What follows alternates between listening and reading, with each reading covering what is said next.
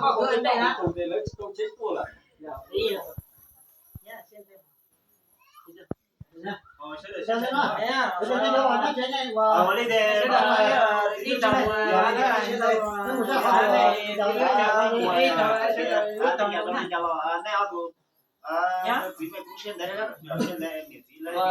cô hỏi lại sẽ phá hậu của chó xem. trên đây mà.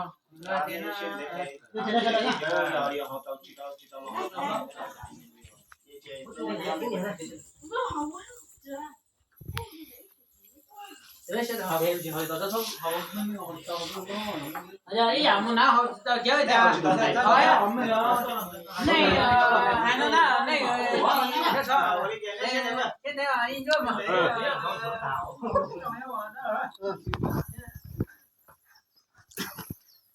chỗ nào đó cái chỗ đó nè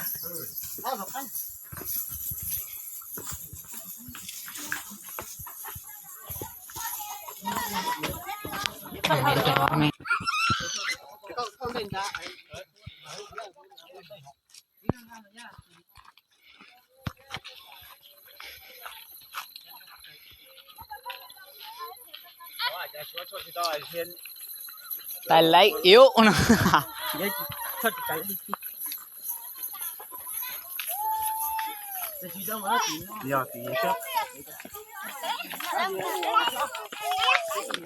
Cầm một sao của tôi á? Đây nè.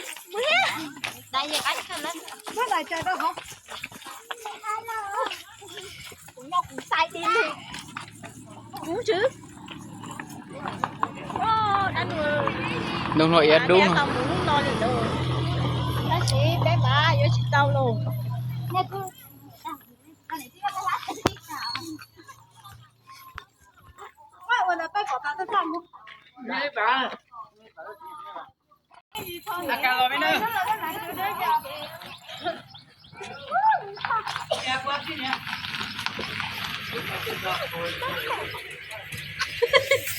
Rame là cái đấy đấy nó là được Này là cái không? hơi hạt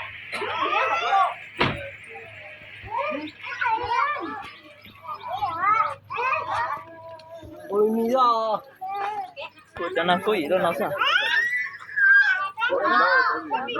nuôi nè nuôi nè mấy cái nè cái này là tại vì Anh đi. Họ cho con lấy cho con này. mình hỏi đây cái này Chú chín. Ăn được rồi. là cái bố là cái nào nó kiểu chưa cho cao đó tu anh không được là anh mua tí nó lên một thằng ôm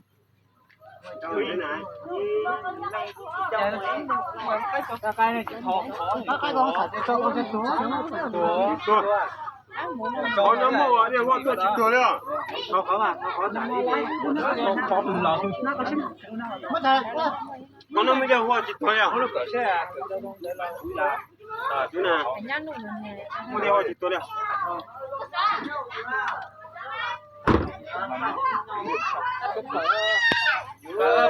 vừa cứ nè ơi mai nè cô mai nè nó còn cháy nhá nè nên một số xe máy đó chứ mà chỗ chỉ cầu xe mà đi xe máy rồi cầu xe mà có xe máy rồi chỉ cầu đó bé trai nó bé trai trên chung chỉ cầu đó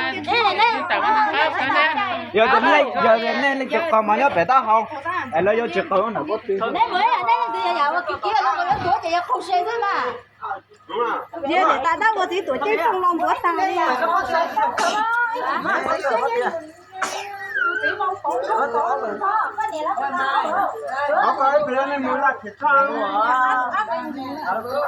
Cho mai thao cái niệm mua.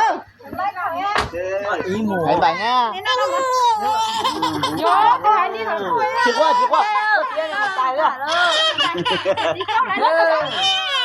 nè người ta giờ thấy đẹp nhưng giờ bà nó chín nữa chẳng nó mà buồn đi ơi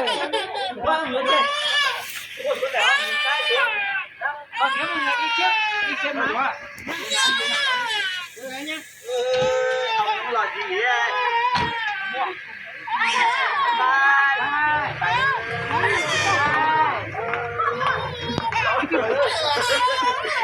tránh á. Ôi, ơi.